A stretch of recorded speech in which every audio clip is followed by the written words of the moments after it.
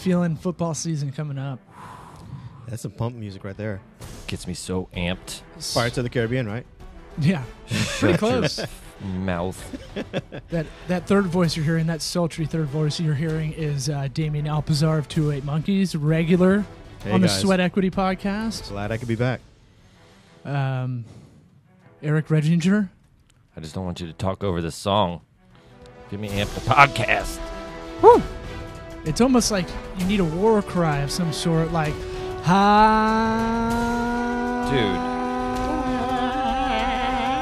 Toddy. God Almighty. I'm feeling the blood flow. I'm assuming that this song is very important for some reason. I don't know why. It's a theme to Hard Knocks, dude. Yeah. Oh. If you're not a football nerd fan, this No. is Imagine HBO slow-mo show. professional athletes all sweaty, hitting a bag thing and doing moves. So, No, I'll let you imagine that. so every I was. every year Fun HBO filling. follows a team behind the scenes, and it's like this is the jam to get you fired up, but they play it throughout the episode a lot. Oh, wow. And everything's in slow-mo and like 4K now, and it's Super like well done. yeah. And they have like 50 shots of everything. See, that I would be more interested in. I mean, don't get me wrong. I love football and I love watching sports, but that would interest me because it's the story of the struggle. Okay. Is what makes it more. The production of it. Right. Dude. That's crazy. So they're putting out these. The first one, they get a little bit of lead time, because they haven't started yet. But they'll put out another episode in a week that's just as awesomely put together as the first one or whatever. It's like a movie. They're hour-long shows. I'm imagining they're getting tons of footage, but they're sick.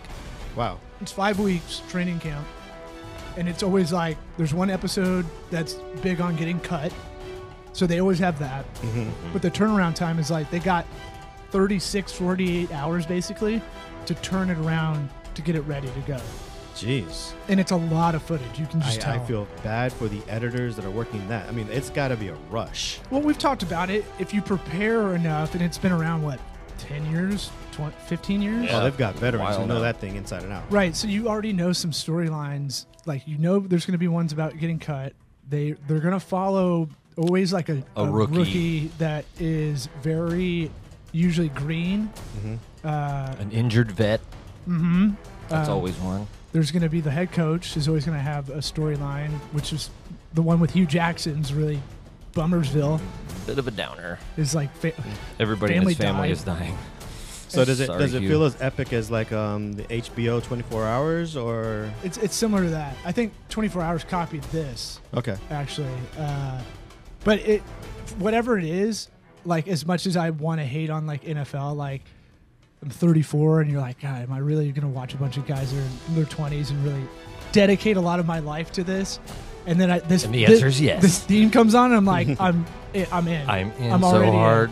Yeah. No Oh, lube. man. And the Bucks were last year, so those new to the podcast were at a sweaty Tampa Bay area, but it was interesting to see how Jameis Winston acts. He's a corny, weird kind of guy, Right. and so when he does these pregame speeches that don't make any sense, you're like, yeah, I get it. Yeah. You're missing out. You need to watch one episode just to see the production of it all. I would love Because you'll to. be impressed. Well, you guys let me know which would be a good episode. Just like, hey man, cut your teeth on this one. I'll just start now with the Browns too, because they got the #1 pick. So there's a lot of interesting things with that. There's so many. You have 55 guys on a team, Right. and yeah. on an active roster, they have like It's a lot of 80 personalities. coming into a lot camp. of A-type males and Yeah. A lot of linemen playing ukuleles. Weird shit. They'll always find that guy. rookie hazing always. Yeah. Yeah, Always fun to the see. Ukulele, the fat guy that plays I can't ukulele. believe that big guy's playing that tiny guitar like that. Look at You haven't that. seen the little Hawaiian guy? The big Hawaiian guy who used to, unfortunately he passed, but he used to do the Somewhere Over the Rainbow on a ukulele. The dude was like 500 pounds, and he had a ukulele about this big, and he's like, What was his 40 time? Yeah, That's the difference here. well, They also Does he play are pro guard? athletes. no, he's not a pro athlete at Exactly. all. Well, He then was he should definitely- be awesome at it if that's all he's doing. he ain't no Jonathan Ogden. What's it called? The big guys in Hard Knocks. It's always surprising how fast they actually are. Like they would beat most of your friends in a foot race, and they're And that's scary. 330 pounds. It's a rhino chasing you down. That's how crazy that sport's gotten. Like it used to be like back in the day, like 200 pounds was a guard, and now like 330 is not doing it. Yeah. Jeez. Or if you're if you're 330 or under, and you're not bench pressing like an insane Larry Allen amount, that you don't make it in the league. They're trucks. Yeah, They're pickup trucks, and they're different than us. We're breeding a subspecies. Do you think that if we do it because of what we've done to get football players and athletes to be bigger and better, that we're technically breeding a subspecies of human? Yes. Yeah, I mean, love that. There's something to that. I think, but they're not the best athletes like afterward. I feel like so I feel like you're getting a lot of guys from NFL that get cut or just don't make teams. They're starting to move to MMA and go over there, and that's going to be really interesting as that becomes more popular. I think That dude from the Bucks, that defensive end, Marcus Jones. Marcus Jones, he The tried Terminator. It. Yeah. Number Well- 78. I mean, what? Well, I mean, Yeah. you get a guy that big Came out of Cal? throwing kicks and punches. Wait, Here we go. USC. Yeah, He doesn't know. Yeah, you get them throwing kicks and punches, and all of a sudden you've got a big monster movie in a small ring, basically. Because those MMA guys are not 335 pounds. That's not. They're getting there. Right. The 335 guys, those are like offensive guards. They're not. Right, They're pretty soft. Again, still, even the biggest MMA guys are some like the pro wrestlers that have moved over and so on and so forth. I mean, I remember when the Tank was like a big dude, and now you look at some of these MMA guys, and they're not only big, but they're ripped. The Tank was the guy with the goatee and the flat Yeah, he was top. basically the Street Fighter guy, Yeah. which was awesome because he brought in brute strength, and he's like, I'm gonna bring bar fight to the ring. What are you gonna do about it, Yeah. bitch? I was wrong about Marcus Jones. Takes a big man to admit it. North Carolina. Way to put yourself over. 1996 draft, round 1. I got him confused with John McLaughlin, number 95, an old Bucks player He's trying to make up for it. I understand. that used to run on kickoffs. A big guy like that used to run on kickoff. They're trying to make the rules different for kickoff because it's like the most dangerous play. He's making up for being wrong. Oh, no, by I'm answering wrong. questions I'm nobody wrong. asked. No, more like he's preparing himself for the comments from viewers when Yes. they're like, well, technically. If we got comments, Listen.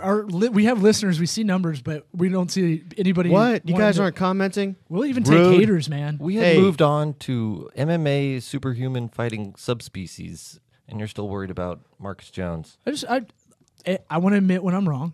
I'll always do that if I can, if I know. I had to look it up because that would eat me the whole time we're potting. But we wanted to talk about the kind of hiring process and how fucked it is nowadays online, basically. Okay. I mean, you hire a lot of people because you do a lot of video production, a lot of project based stuff that has a lot of freelancers and all that. I was trying to think of what are we going to talk about today, kind of thing, and I had someone hit me up about what do I do? How do I get an internship at like a PR company? And I was like, let me try to introduce you to a few, but it got me thinking about just the hiring process, and we've kind of talked about it a little bit in previous episodes, but I think it's still worth revisiting, even though we recently just talked about it. I feel like, and you, I know, are Damian, are a big proponent of this with your guys. If you want to be in the film kind of arena, if you want to do video, you're going to do it for free because there's a lot of people that want to do it. Yes. So the market demands. There's not a market demand to do telemarketing, right? I mean, there is.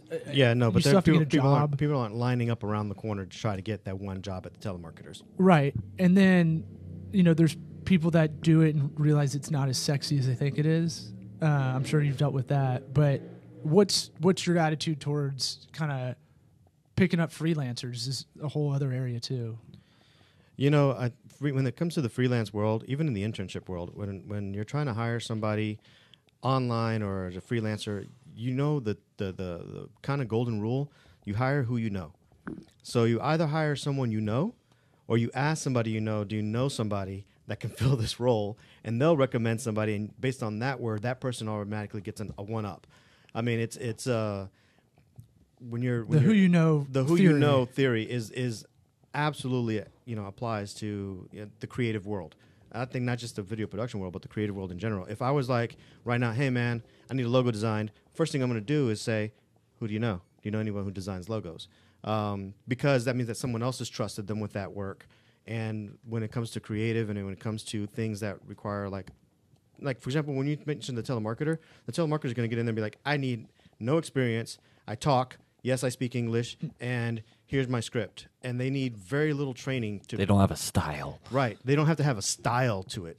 But once you start getting into the creative arts, their style, their eye, their responsiveness, there's like a lot of things that you're trusting this person to do. So you can't get through the creative project if one cog is just fucking up. You can't get through it. So if you had like the PA intern that comes in and is trying to put their stank on it, and you're like, no. Yeah, but you see that PA who we always say this, and if the PA comes in, everyone will sit there and not know the PA's name. But if PA's on top of like making sure that the coffee and that everything, boy. we got a phone call. That's my business line, man. What? There's no business right now. What? Business during pod? Mute Okay. that. This episode brought to you by Grasshopper. Go to trygrasshopper.com/sweat. Get the hookup. Holler if you hear me. Trygrasshopper.com/sweat. And I think you get $50 off. Get a business line. Don't be a jabroni. That was actually on. We were supposed We to meant do to do that. Yeah. Yeah. Totally Wow. meant it. Wow. You Yeah, guys- it's just we just do it kind of for fun. Slick, right? We just that want it was, randomly. that was pretty slick. I admit it. Yeah. That's You how had we Way to no break in a idea. commercial without me knowing. Yeah, we set an alarm. Bam. You just got added to. But yeah, so the PA, you don't know the guy's name, and he may come on, guy or gal. The person may come on, and all of a sudden, you're like, yo, they were on top with the lunch orders. They made sure that the coffee was there. We never overflowed on the trash. If something needed to be grabbed from the truck, they went and got it and brought, and they were quick about it. They didn't sit there and try to flirt with somebody the entire time or ask too many questions. And you'll find out that somebody on that crew will know that person's name. And then when another crew gets put together, they'll sit there and say, hey, does anybody remember that one person, that one PA that was there? They were free, but they were like doing, they were just really good. Oh, yeah, that was Susan or John Mi or whatever. hermano. And then they call him up, and then that PA ends up on the next. I just kicked his water. The next PA shows up on that scene, and then after 2 or 3 of those freebies, all of a sudden it's like, no, get them some money, man, because they're good. Oh, so you tip them out. Yeah. Yeah. So, I mean, no matter what job you're doing, the menial job, like it's hard to really implement for a lot of people, myself included, but try to treat it like it's the most important job you have ever. Like it's going to be, try to treat it as important as you think the director treats the whole thing. The producer treats the whole production with that attitude. A lot of your stuff you can't put on a resume. You have to see the work ethic. You have to see how they operate. And are you a resume? Do you even do a resume? You do. I mean, here's something about a resume that anyone I've ever known that's ever employed anybody ever, they use the resume as the I call it the step one. Let me look at this. Did you even write a resume? Did you even is resume misspelled on resume? It's like you just look at it as like, this doesn't tell me who you are, but at least let me see if you got the basics down. Yeah, you better do it. Yeah. So if I tell you to do something, will you do it? Yeah. So it's like, okay, cool. You've got that. Because I know in almost every resume that I've read, the person is way more either experienced in one thing or not experienced, because that's another thing too. If you take the resume exactly for as biblical, you're looking at it going, oh, well, you've done this much in this field. You must be good at it with that much time put into it. But they could have sucked the entire time that they were doing that job. Right. So I was always told, write how you added value in that position, right? So so it tells more of a story of why I should hire someone. And if you have it used to be like it was a bad thing if you had a lot of different jobs. Nowadays, I think it's the opposite. I think as our generation, mid-30s, late 30s, is kind of getting older, I would want someone that has done a bunch of different things, because I think that's you empathize with each cog of the wheel kind of thing. Yeah. Well, what you said about it being a story makes sense, because they're going to want to look at that, your job history. Does it make sense why they moved on from here to here? was their added value something that they wanted to take elsewhere, sort of thing? Because if it's like random jobs from here to there, that really don't correlate, and it's kind of like, oh, they're probably just a bad employee, Yeah, and one fun fact, here's some pragmatic advice. This is the point of the podcast, is there is a difference between submitting a PDF and submitting a doc file. And the reason this is important is because I need to look this up while we move on, but I think a doc or docx file can be scanned better by all these recruiter systems, all these HR kind of job submission. It basically scans it like it would an application on a credit card. So you're saying when you're talking about, you think PDF would be more formal, right? Well, PDF. Okay, so you're saying that the doc or docx would be great for when you're giving it to a resume site, submitting online, or a job site.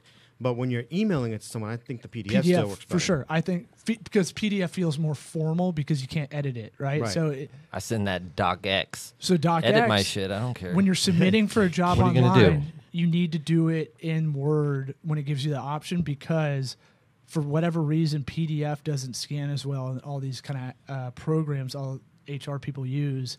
And I didn't know that until recently, which is kind of weird. Why would you give that option?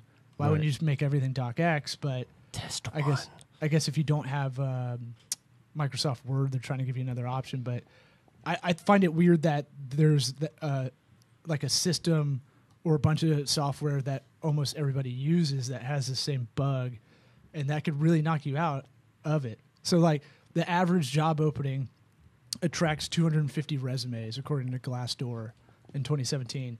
That is kind of insane to me, right? Right. So that tells me on a hiring basis, like we're not doing this right.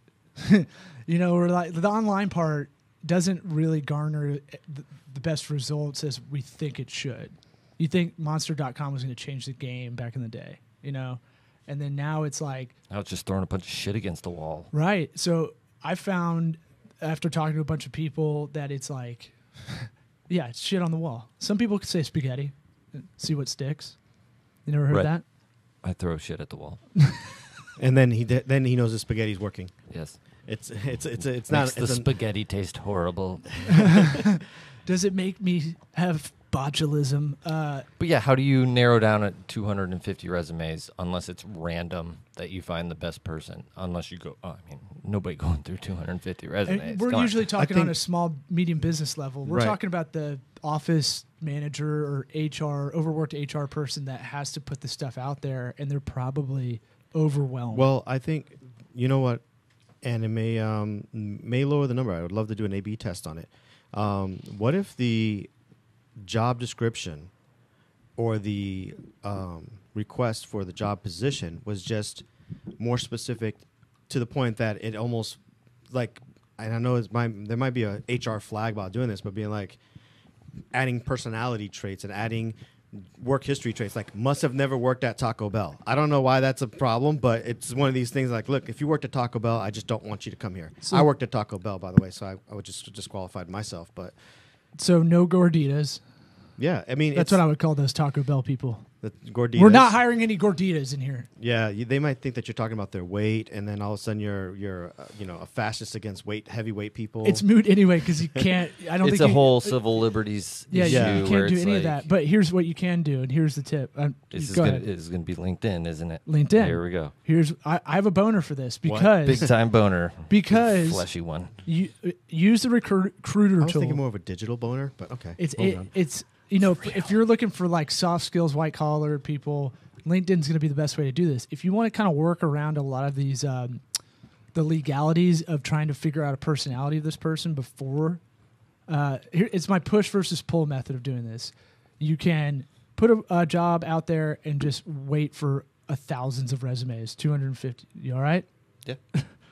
No, I couldn't tell if you're having a stroke. No. Your fist clenched up like Bob Dole, and then you were doing you said push and pull, and I was doing a jerk off thing, just for me and the camera, and those people watching. So see, this is entertaining on YouTube, Vimeo, all that. Facebook. That's why I get to control the camera. I can do zoom ins whenever I want. Yeah, you can zoom in on Damian. It's a drinking game. Every time he does a jack off thing, you guys drink. Mm-hmm. So that is a bad system, right? It's a bad funnel essentially. And the method I've kind of created a little bit, but there's LinkedIn Recruiter. You can pay like $80 a month, and you can get way more specific information on their profile. Mm-hmm. You can also see their picture, right? A headshot means a lot, I think. Shout out to Vadim. Our friend Vadim. Yeah, Russian oligarch. No, he's Headshot specialist. Photogarch. he's a smile coach or something like that. And a facial posing coach. He shows you how to pose your face. Can you do the O face? Could you teach me that? And then not apologize after? I want a few minutes Sorry. with that guy. Sorry, you're so hot. Sorry. Oh. He better be able to do all the faces. Yeah. He better be Jim Carrey. Dude, he coached Jim Carrey. No, he didn't. Shut up. So, That's a bad rumor. so the recruiter tool will give you more profile information on everybody, and we've already talked about this a lot in every episode because I have a boner for LinkedIn because the data is more reliable. Because essentially, your profile is a resume, and most people will update it, even though they might not use LinkedIn a lot, or maybe check in on it once a year. Maybe they will update their resume a lot. To a reliability factor. There's Right. with online stats, and I don't want to get too far in this rabbit hole. It's reliability and relevancy kind of thing. And is it reliable? Is it relevant? And so that's why LinkedIn charges more for ads. So that tells me something. When it's 3 times as much to advertise on LinkedIn, that means their shit's good or better. Yeah. And there's not much to do, right? So they've made a channel that you can't do as much as Facebook. You can't. Well, because do you really want that much freedom on LinkedIn? It would take the professionalism away. I mean, it can get unprofessional sometimes. Well, right, and they've somehow curved the culture of like, hey, let's keep it all business on here kind of thing, because you see a lot of these people trying to curve. Well, it's people weird into when that. you have fitness models being their business. It's my business. Right, That technically- thong is a business expense. You could see being a stay-at-home mom it's kind of like running a business. I mean, there's Yes. a bunch of parallels, but I don't know how they did it, but they've gotten the users to really curve other users into going, hey, let's keep this. Hey, cut content the shit, business- okay? Let's keep this business content, or content business, which is boring for the most part because people were posting. but useful. Yeah, but it's not personalized. They're posting like very corporated memes and like, it's not. It could be better in that direction, I think. But it's easy to be unique on LinkedIn. Right. We've done a poor job of getting this show out there on there, but we're gonna. Hey work guys, if you guys are watching and listening right now, please let's not make these guys feel so lonely. Comment and write something so that way we know that there's a pulse to the people that are listening to this, and it's not some sort of ad bot just trying to make our egos feel better. So maybe I'll try to live stream Yes. from my phone a little Oh. bit. Yeah, let's been meaning to do let's that. get interactive right now. I know that the ratings always go up when I'm on here, so I'm trying to help them out. If anything, we get to hear him be dad mad at LinkedIn not working. So Why does it look like we're in we're a very sauna? foggy. Yeah, yeah, it's because I don't clean my No way. screen. that is gross. Is that the Is screen? that peanut butter? Yeah, it's peanut butter. Yeah, Ah, no, Very it's an effect, thin- guys. Thin film. We're in heaven. Okay, heaven. So No, we're not. I'm in heaven. what I was saying about LinkedIn Right. is that if you want to hire someone, here's a trick you can do: is you can search. So I pay for the premium account; it's $30, right? Mm-hmm. You can see how many people look at your profile, which is super creepy. And I like to send a screenshot and go, "I see you looking at me, girl," like, and to everybody No, that them Even looking at you- creepier. Yeah, I know, yeah, no, it them makes looking it- at you is not creepy. That is creepy. It'll be like so and so looked at your profile, and I'd be like, "Stop creeping on me, man. This is fucking weird." And so that's my fun little game I like to play for the $30 I pay more. But what you can do is see how many people look at your profile the more you pay attention to it. So if you keyword your profile correctly, right? As a consultant, I just started putting everything as a different job because I was putting this firm as my job the last 3 years, but I wasn't getting a lot of like. You should be getting a lot of traffic from like recruiters, right? So they think you have 18 jobs right now? Like 30. The only ones I can really list are like I can only put like about 30 or 40 Oh, because just 30 or 40? out of 400 people we've helped I'm just saying. in 3 years. So you have no problem showing that you are employed by 30 different I people. wanted to try it. I wanted to see how it goes, right? Uh-huh. because if anybody asks, they're gonna get it. They're gonna see that it's like, oh, it's not like I just started somewhere for 3 days and then left. They're going to see the overlap in the. Well, I've always said that when you go from working for somebody to being your own boss, you go from one boss to maybe 30, 40, or 400 in your case. Right. Because all your clients are your bosses in some way, shape, or form. Exactly. Yeah, that is a weird entrepreneurial kind of misnomer. I work for myself. No, you work for the people that pay you. Everybody Right. else. You have more bosses than you can imagine. Yeah, you now have Whoops. a bunch of masters. You're the bitch now. So if you want to hire people, here's a trick you can do. Get the premium account for 30 instead of the recruiter, which I think is 80 a month. And you can get like 10 to 15 in-mails, the messaging on LinkedIn, where you can send, you can search for people, but you can kind of search for that sweet spot, right? So legally, when you're asking, when you have a job description, you can't go, I want someone that's got some experience that's 25, that, because I don't want to pay too much, but if they're too good, they're not going to work. It's not going to work out. So you're trying to find that sweet spot, right? This way you can kind of go, hey, you can search in the top advanced search part and then go, all right, someone that's working in this area now currently, because you probably want to pull someone out. And then by their profile picture, just like girls have crazy eyes, Right. and you can tell some bros are going to be trouble in their headshot. You don't send those people anything. You're just like, this is how you can kind of filter a little bit of the crazy, You're a walking HR complaint waiting to happen. Why? Because of all that shit you just said. Why? I didn't do anything. We don't have it. I know you didn't do anything. You're I'm saying, just saying the character you're playing. You're saying currently, right now, that you can, on LinkedIn, profile your future employees based on their look. It's no. And race. I said you can. I didn't say you should. I said you can. You can, and nobody will I'm, know. I'm clarifying what Eric meant by that. But you can't. You are allowed to send an email and go, hey, do you want to apply for this job? Right? Yes. It's up to you if you want to make sure that you're hitting all the demographics. If you want, I completely understand. Listen, as someone who can sit there on LinkedIn and at first cropped his locks out, and I have glasses on. Anyone looks at my LinkedIn profile, I have glasses on. I don't wear glasses. I cropped my locks out and I put on glasses because it made me look like less threatening. Why are you telling on yourself right now? I don't give a damn. And no, honestly, Obviously. I'm changing the picture because I looked at it and I'm going, anyone who's met me has never seen me this way. I do like to wear the glasses because every now and then they look cool, Clark Kent style. Mm-hmm. But it's just one of the things that I was like, only few people have ever met me and I've looked that way. And everyone, is always like, oh my God, that's I Damian. got to see this picture. Oh yeah, I'll show it to you. it's pretty awesome. girthy. Here's the thing. Here's what I would say too. So when you're doing your LinkedIn profile, here's what I found too by just testing this out. This has been a slow test, a slow burn project I've been doing for funsies. Tell me about it. That you can. What you should do is when you look at putting your job BRB. description, when you put your job descriptions on there, go look at the jobs you want in that same, or go look at a job description elsewhere, right? Mm-hmm. So say you were administrative assistant at insurance company. Okay. Now I would go look at the job description for that. And you go back and you change and it. you put all the keywords in your profile. I was a key grip at McDonald's. A key grip? Yeah. What is that?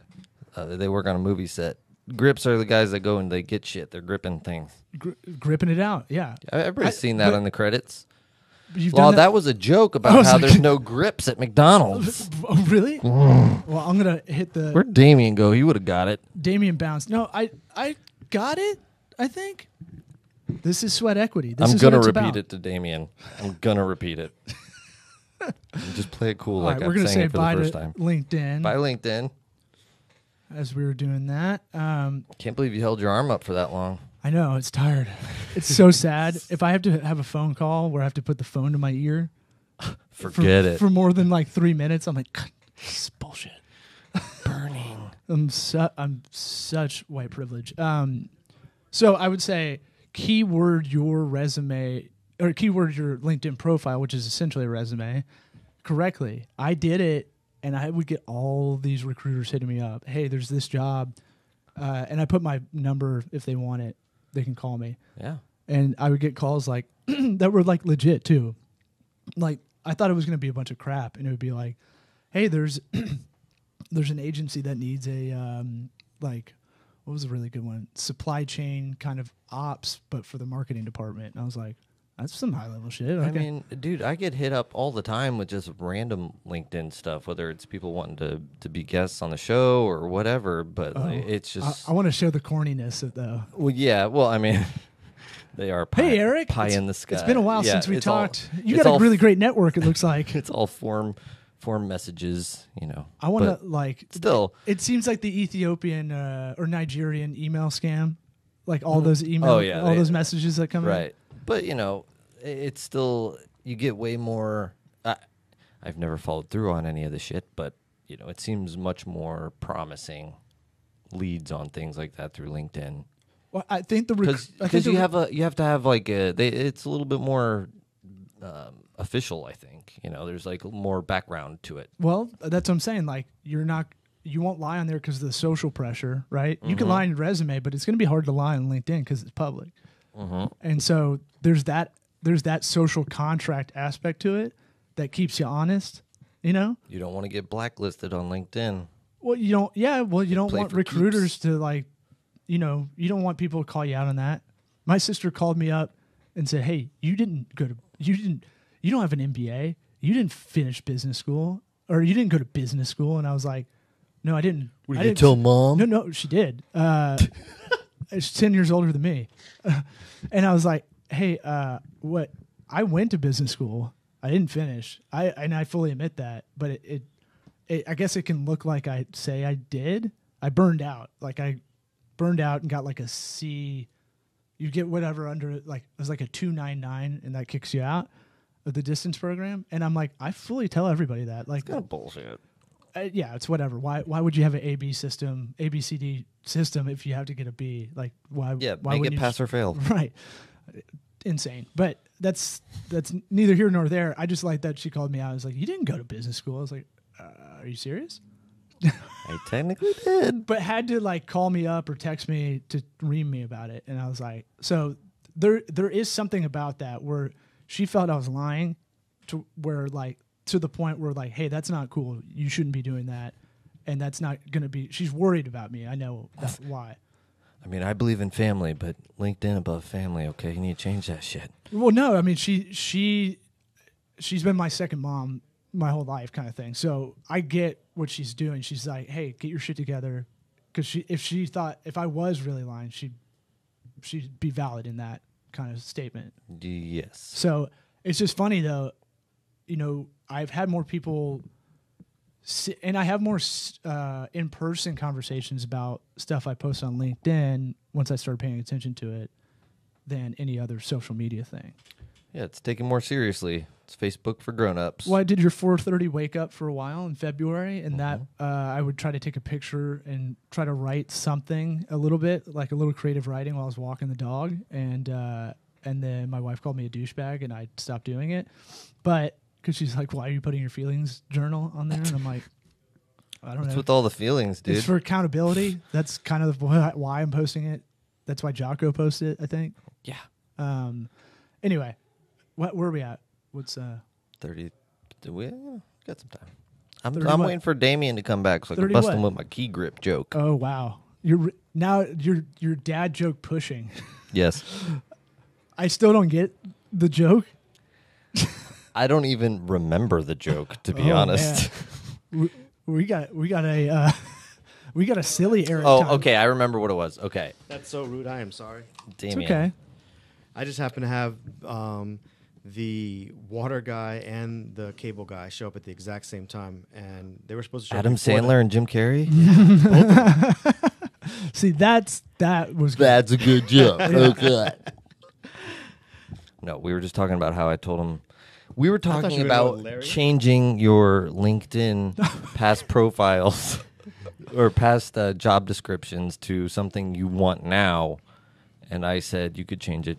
Say you were a key grip at McDonald's. Mm-hmm. Crickets from Law. And now crickets from you. I tried to steamroll it. I And understand there's no such thing he as a didn't- key grip at McDonald's, but I'm still wondering, like, did he mean that? Is it the alcohol? The joke is that the alcohol. that the description is not real because you're going back and changing your LinkedIn profile. Yeah. I'm going to say that might be my best joke ever, guys. Wow. I wish we had that Grand Price is Right horn. Slam.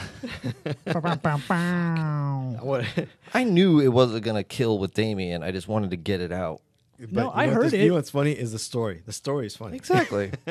The retelling of the story in a dad push joke way. Eric's on fire today. You're in the zone. I think we got to end it on that. I don't think. Don't try and top that. I mean, how do you? That's your closer. How do you do any more? You can't. Key tag, grip at McDonald's and I'm out, yo. You can't tag that. All right. Well, Sweat Equity Podcast. We're on all things. Podcasts are available on Spotify, Pirate Bay. Whatever. Hey guys, don't forget, comment. Write some stuff down. I feel like we'll answer that if you actually write something for us. Good or Some bad? Oklahoma drills today. Yeah, getting that gauntlet. Troll us, for God's sakes. That's not what I said. Get some pads. Go out, hit somebody. If you manage anybody, like you do with helmets in training camp, I want you to write their last name on their forehead so you remember them. Make That's them a tip. earn This is a their game lunch. of inches. Yeah. Oh, Ah. it's the 6 inches in front of your face. That's my Al Pacino. And any given Sunday.